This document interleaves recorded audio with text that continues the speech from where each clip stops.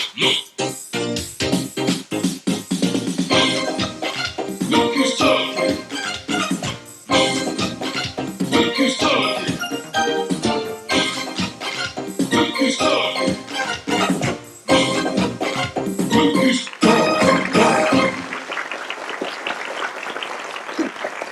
may be sleight of hand or an optical illusion, but it's still magic. Charlie Murphy from Red Hill in Canberra has written to Look Who's Talking, requesting that we look at magic as a topic for today's show.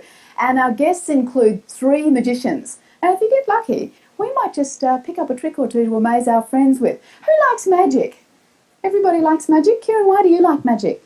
Well, I like to trick people and make them think like it's an optical illusion. What sort of things can you do? I can pick people's cards out of a pack of cards. Did it take you a long time to get the trick right? Yeah. Who else likes magic? Andrew? Yeah, well, I just sort of like magic because of the same thing as Kieran. It's I know. just fun. And the wonderful mystery about it. Let's move up here. Rini? I like magic because I like seeing the magician disappear people. People disappear. How do they do it? It's a mystery to me. Rachel, why do you like magic? Because I like seeing things disappear and reappear. Everybody seems to like those disappearing things. Who can actually do magic? Have we got any magic tricksters here? We might find out what tricks you can do in a moment, but it never ceases to amaze me, as you'll see. Have a look at this. Line it. See, that's all it takes. Now, what we'll do is we'll cover this up. Can you see the pieces of card? Yes. Cover them up, and I want you to blow on the pieces of card. Oh, not too close. I'm blowing. That's it. Take the lid off. Take the lid off. Quickly. Oh, no. Yes.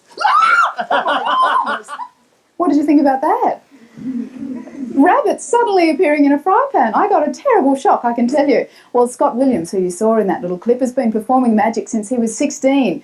He has been known as Dr. Magic, but he's now just called the Doctor. And he's one of Australia's most entertaining performers. He joins us today to share a little bit of his magic. Let's give him a magic welcome. Well, thank you. Well, It's exciting to be here too. now I know that there are going to be lots of questions for the Doctor, so who's got the first one? Sarah? Why did you want to become a magician?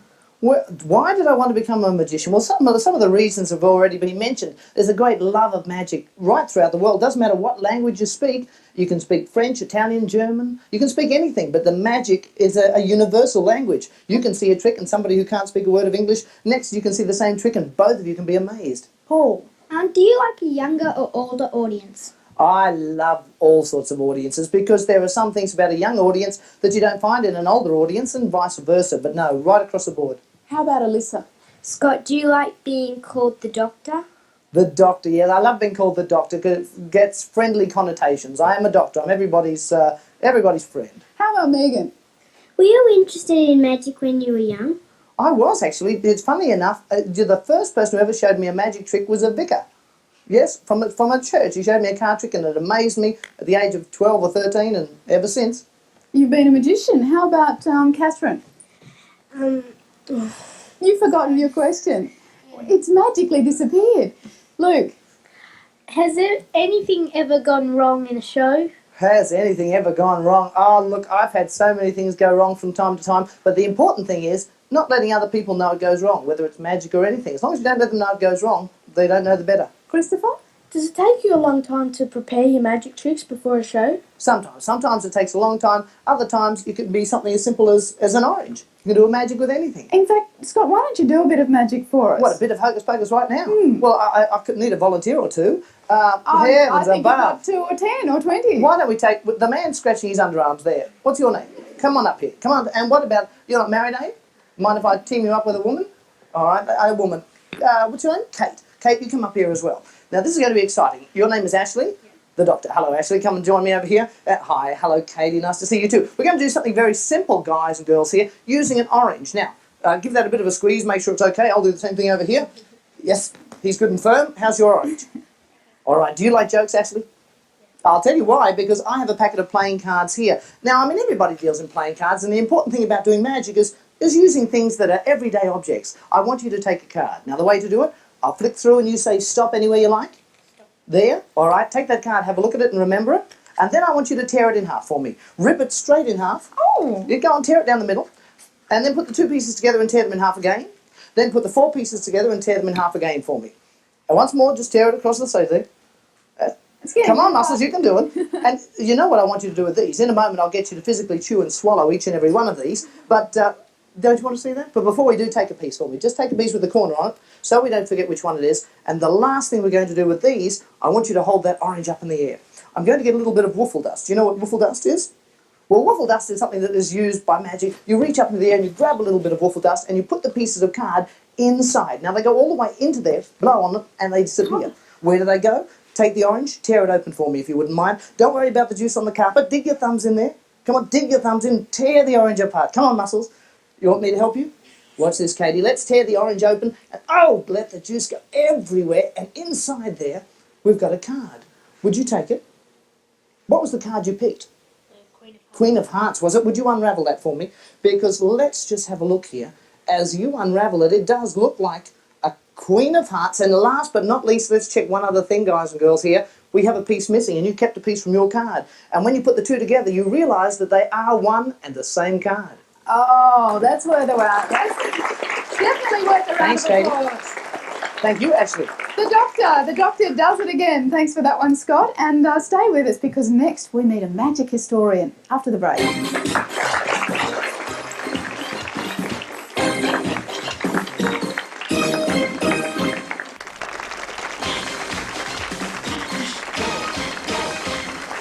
Welcome back to Look Who's Talking. Let's find out some amazing tricks that people have seen. Who's seen a really fantastic magic trick? Kieran has over here. Oh, we'll stop on the way here. Paul? The one how they cut the lady in half in the box and then split it into all these pieces and put it all over the place. It's pretty gruesome, isn't it? Yeah. Did you love it? Yeah, it was good. It was amazing. What did you like about it? Well, it was just amazing seeing the head in the part in a box and seeing the legs over there and stuff. And then did she get joined back together again? Yeah. Thank goodness. They opened it and she walked out in a whole piece. And what was the audience how did the audience react? Shocked. Were they? Yeah. Did you get scared? No. Would you like to be part of those sort of tricks? Yeah, if I knew what was going on. You mean you didn't want to, you wouldn't get in the box until I told you how? Yeah. Well, that's one of the questions you have to ask, I suppose. Kieran? I've seen someone put a watch in a bag and they kept crushing it with a hammer and hitting it across the floor, and then they showed all the pieces, put them back in the bag, touched it, and it turned back into a watch. How did they do it? Let's meet our next guest. He's a magic historian. Bill Hillier has been performing magic for over 30 years and he's currently president of the Queensland Society of Magicians, and this gives us an opportunity gives him an opportunity to oversee the rising stars of the magic world. So we have to welcome Bill to the show today.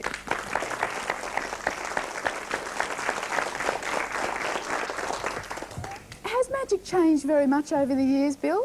I wouldn't say that a great deal has changed over the years. What's the oldest magic trick? Cups and balls. Which is what? Where a ball will disappear and appear under 3 cups. It will change to various things. Adrian?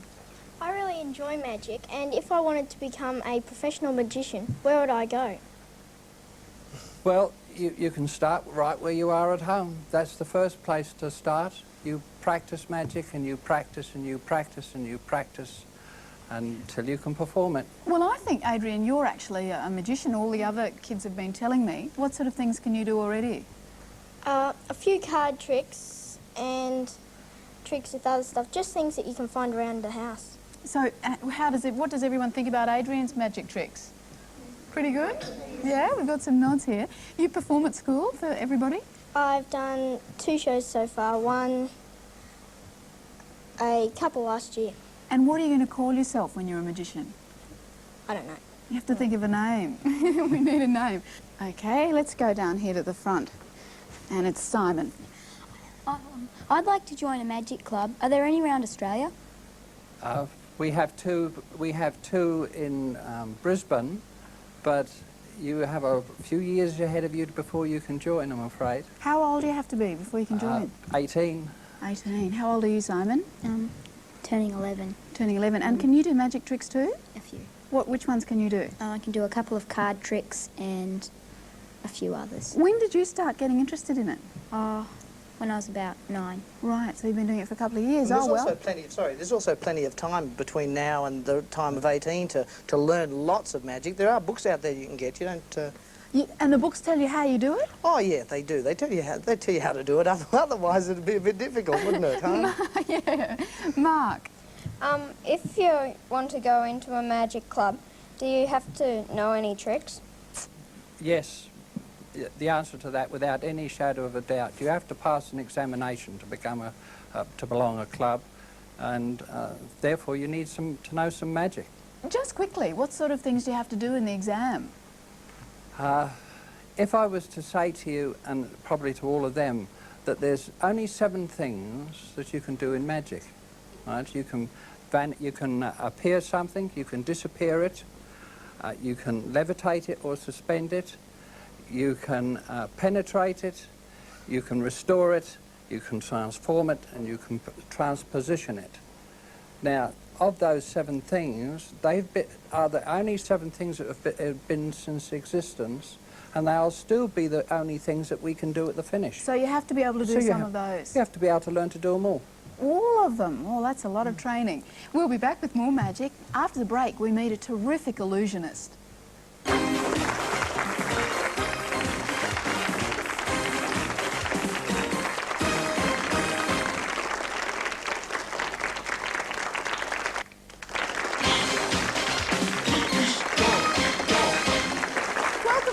Today is a magic Look Who's Talking, and the subject of magic.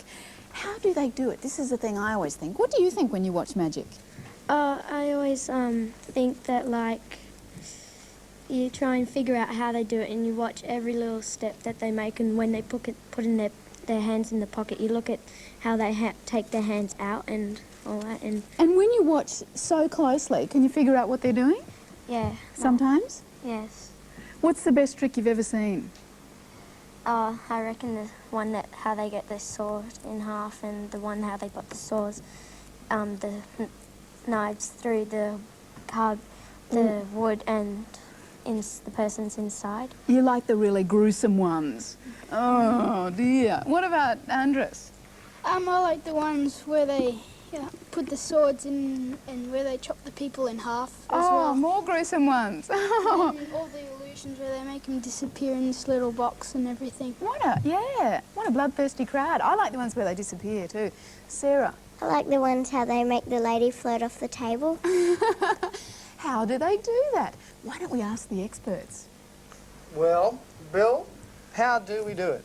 How do we make the... How do we levitate? How do we take a human being and lay them down and... Well, the answer to that is that we can't tell you. Very carefully. But why? Well, because, you see, the whole thing of magic and why it's lasted so long is the very fact that nobody is able to find out. Until, of course, you're a magician. If you found out and knew how it happened, it wouldn't entertain you anymore. It wouldn't mystify you. Andres? Must be. To the doctor, when you're going to do a show on the TV and you're going to do a certain trick and you want to just do that one, how long does it take to practice it? Well, it depends on what you're doing. I mean, in the past, I've done something like vanish a car. And that takes a lot of preparation, and making a car jump into an orange can be a lot simpler. So it just depends what the trick is. There are some wonderful tricks indeed that you can see, and in fact, we've taped our next guest performing an illusion. Have a look at this.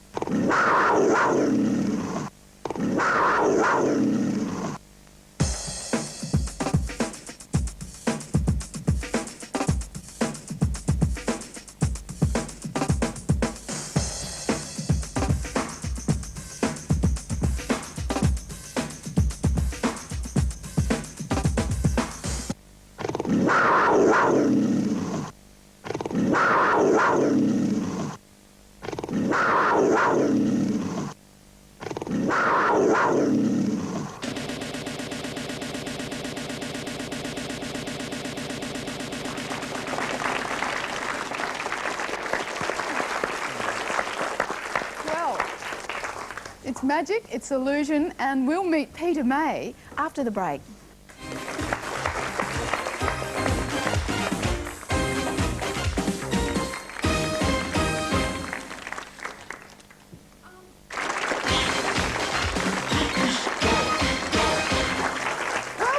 Well, you might have seen a moment ago Peter May, the illusionist, performing a wonderful trick, and he joins us now. Thank you for coming on Look Who's Talking. Oh, you're welcome. Thank you. And I think Olivia had a comment about that. I just think that magicians are fantastic, and I'd like to congratulate them on their efforts. What do you think that is so good about them? Everyone else is amazed. Stephen? I've got a magic little kit at home, and I practice and practice, and I can never get it right. Read the instructions. And keep practicing. Yeah, good place to start. Make sure that you follow the instructions carefully, because some of the best magic in the world is simple. Well, how much practice do you do, Stephen? Once a week. How much do you have to do? Hours. I spend hours just sitting there fiddling, looking through books on aeroplanes, anytime you get a chance. OK, let's go up the top here. Catherine? What do you think makes for a successful magician? So I take this one. Well, I possibly believe it's a lot of everything. Your personal appearance, your personal manner, and probably your own personality. Those main three things, I would say. Sarah? I think magic is great, but do you agree with the theory that magic is mostly done by the hand is quicker than the eye? Probably, in some cases, I would say so. Well, certainly with the doctor's tricks, your hands are pretty quick. Well, yeah, they are pretty quick sometimes. Anna, do you think that the doctor could do a trick for us, another one? Yes. What are your favourite sorts of tricks? When they cut the people in half and stick the swords. Oh, more bloodthirsty ones. They're very bloodthirsty, Bill. What did Have you still got your sawing in half at home? I have. Well, Peter, how did you do that? Where did the tiger go? Why does the phone ring? Up the sleeve. I can see we're not going to get any joy out of that one. Let's move right up the back here and have a chat to Natalie. Excuse me, why do you always choose lady assistants instead of men? Well, I think because they're much prettier. They are prettier. Why do you wear such leery jackets? Good to show off. We should see more after 5 wear. Someone was chatting to me before about how expensive some of the props were. Who was saying that? Is it up the back there? Yeah, they were wondering how much it cost to buy some of those big tricks. Well, it depends how big you want to go. I mean, things like David Copperfield doing a vanishing Statue of Liberty, I think you'll find, Bill, I think it was about $495,000 for the one trick, just to prepare for it. A lot of money. Going into millions. Wow. Jarvis? Peter, do you consider illusions and magic the same thing, or are they different? No, they are a little bit different. I guess magic is like when you manipulate with your hands, and illusion is probably manipulating the mind. Well, we've got 3 magicians here. Why don't we make them work for their money? How about another trick? Well, I suppose, well, all of you, who can do magic? Anybody here? Do you know you can all do magic if you just try a little harder? Who's wearing something black? I'll tell you why, because I don't know about you, but I love colouring. Do you have colouring, Bill? I don't do any colouring anymore. Don't you? I've got some crayons you could borrow. But listen, see this here. This is a colouring in book. The only problem is that I forgot my crayons, but all of you can help me. Everybody wearing something black, first of all, rub the black, just the black. Those guys wearing black, and then put your fingers out and wiggle them towards me. That's shot, and I want you to throw them into there. Did you do it? If we snap our fingers, we could find that, there you go, you see. It is possible to create pictures. There's magic, there's rabbits, but the only problem is there's the sawing in half I just saw there. The only problem is it's very dull and colourless. So everybody wearing something colourful, rub it as hard as you can. That's all of you, and wiggle your fingers towards us, wiggle them, that's the shot, and throw them, and again, and again, and again. Snap the fingers, because, yes, indeed. All it takes, just a little magic. We're very impressed. Well, there's nothing like a live performance, and today we've seen a little of the world of magic. In New York, you know, it's cooler to be a magician than a rock star. So if our guests have their way, it won't be long before Australia follows. Now, in response to the program on leisure, Becky from Sylvania wrote saying, on watching your show, I was surprised that not many kids had hobbies. I like playing games with my older sister, like Monopoly and Pictionary. So do I. Who likes those sorts of games? Aren't they fun?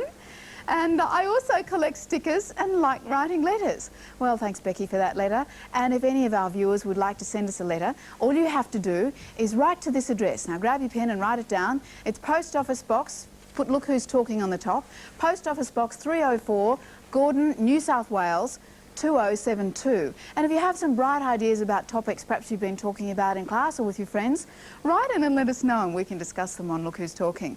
And of course, I have to thank our guests for today, Scott Williams, Bill Hillier and Peter May, and of course our audience from Moggill Primary School. Thanks very much for making a great Look Who's Talking. We'll see you next time.